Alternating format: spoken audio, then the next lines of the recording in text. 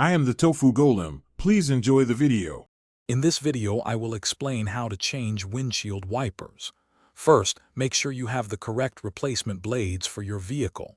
You'll also want a small flathead screwdriver handy. Before you begin, gently lift the wiper arm away from the windshield. This prevents it from snapping back and potentially damaging the glass. Now, let's look at how to detach the old blade.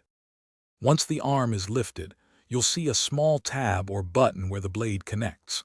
Press this tab firmly and slide the old wiper blade off the arm. Be careful to hold onto the wiper arm so it doesn't spring back and hit your windshield. It's a good idea to place a towel on the glass for extra protection. Pay attention to how the old blade was attached. This will help with the new one. Now take your new wiper blade. Align the connector with the hook on the wiper arm. Slide the new blade on until you hear a click, indicating it's securely locked.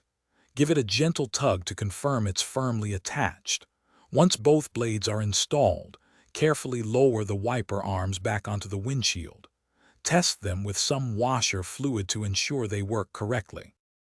After installation, it's crucial to test your new wipers. Use your windshield washer fluid to ensure they clear the glass effectively and smoothly.